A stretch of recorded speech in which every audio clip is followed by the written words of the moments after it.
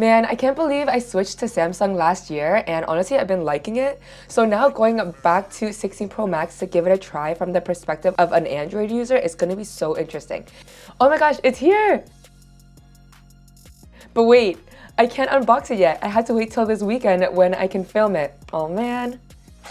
Hey friends, so for the past 7 to 8 months, I've been rocking the S24 Ultra for a bit. I made the switch last year from iPhone. Growing up, I was a whole iPhone girl. My first iPhone was an iPhone 3, so switching to the Samsung Ultra was kind of a big jump, but so far I've been really loving it. However, as a content creator who reviews tech, I had to grab the iPhone 16 Pro Max to do a fair comparison between the two. I know a lot of you guys are wondering if you want to switch to Samsung or stick with iPhone. You're not sure. A lot of videos coming up about that, but today's video is going to be focusing on this new phone, and I have some accessories for it as well, and also some steps to get it all set up, especially if you're upgrading from an older phone. My last iPhone was the 12 Pro, so it's been some time, but anyways, let's hop into the unboxing.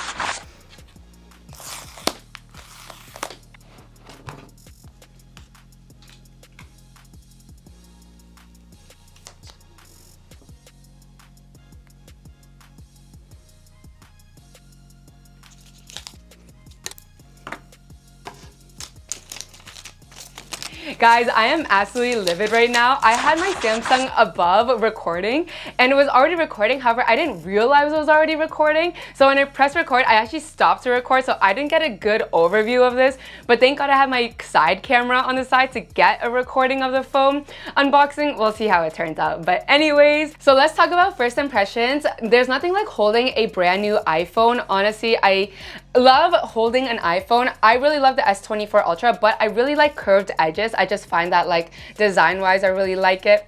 Other changes that they made is the new camera bump, as we heard.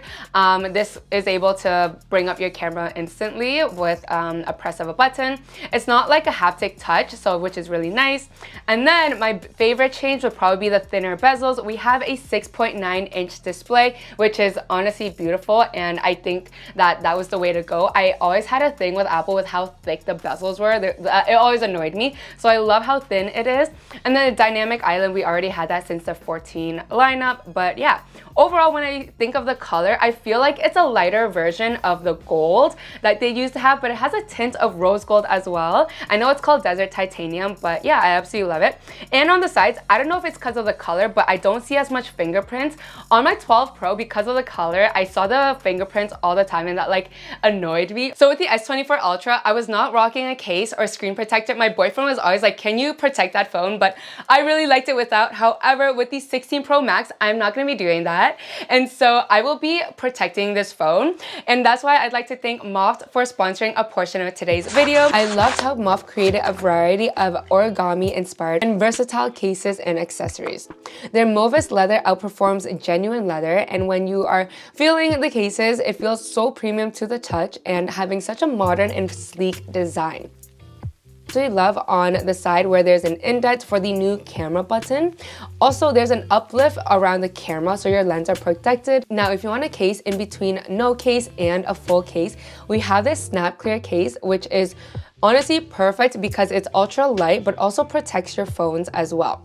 It's almost invisible because of the clear coloring.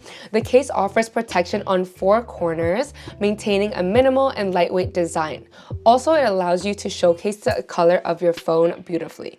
Additionally, the 4 corners of the snap case feature a night reflective material and absorbs sunlight and indoor light, so that way you can find it easily in the dark. I love that no matter what colors you mix, it all looks so good together. So now that I've transferred my old files from the 12 Pro to the new 16 Pro Max, it's time to make sure to do certain things to get it all set up before you use it. So first is you want to make sure your battery health is at 100%. To do that, you just go into battery and then you just check your battery health and then make sure it's at 100%. If it's not, you've definitely got to exchange it because your battery should be at 100% at the get-go. We have this new camera button. It's going to take some time to get used to, but what you need to know is that it is a real button. So when you push down on it, you bring up the camera. You'll need to use some force. It's not a sliding finger where you will lightly touch it and it will pop up. You do have to add some force into it. And at default, it's gonna zoom in and out. Now, if you want to change the sensitivity of the button, go to accessibility, then go to your camera control, and you can choose from 3 options: lighter, default, and firm. Now, let's say you don't want the action button to go to the camera, you can also change that as well. It'll launch to something else. So go to your settings, then camera control. Then at the bottom, you have apps to choose from. If I choose Instagram, it will go straight to Instagram stories. And if you are left-handed and accidentally click the button, you can change to double click it as well so you don't launch the camera every single time. So by default, the camera will have a clean view, and when you're sliding the toggle, it will hide all the text. But if you have it on, you're gonna be able to turn the toggle on or off if you want the text to be on the camera when you're using the camera button.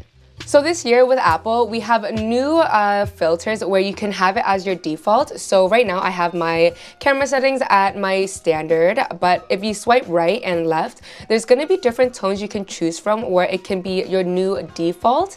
I like it at standard because I like to edit post, but if you like it more warm tone or cool tone, you can choose that to your liking.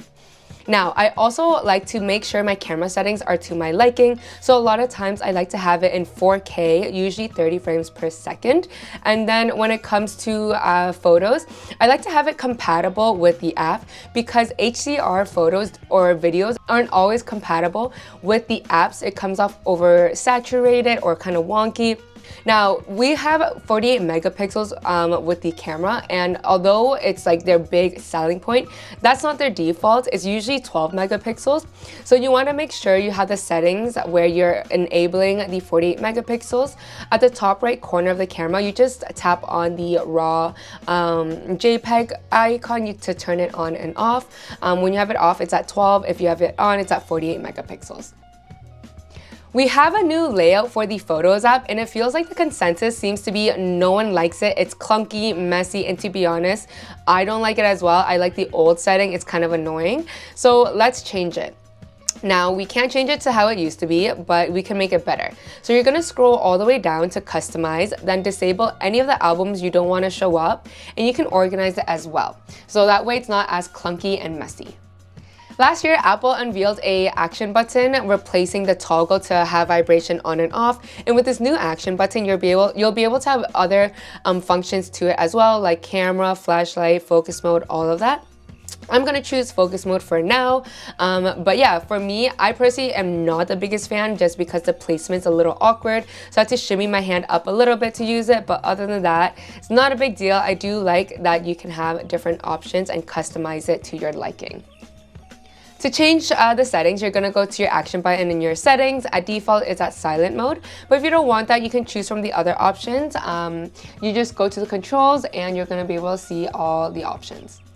So we're gonna get some more customization with widgets and natively in the app instead of going to like a third party and changing it all up, thank gosh. So if you want to change it up, what you'll need to do is hold down on your homepage, go to edit, and then edit your widgets to how you like. You can change the colors, you can make all the apps look the same color as well, and change your background, move it anywhere on the grid. It's not stuck to like certain placements anymore. I have a page where all 4 of my apps are at the bottom right corner. I really like how that looks. When it comes to your display, you can choose dark mode or light mode. I prefer dark mode, so I'm gonna change it to that.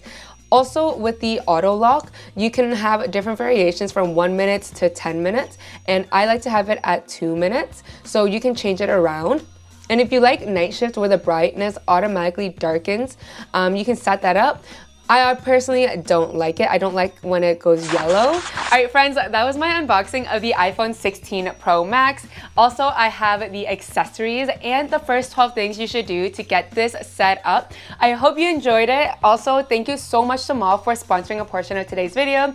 I'm gonna have a lot of videos comparing these two phones, and it's gonna be really interesting because I grew up an Apple girl and then switched to Samsung. Now I'm going back to Apple just to compare the two to see which one I like better, give you a really good review because I've had this phone for about 8 months now. So it's gonna be really cool to compare these two together. Of course, day in the life, tips and tricks are coming.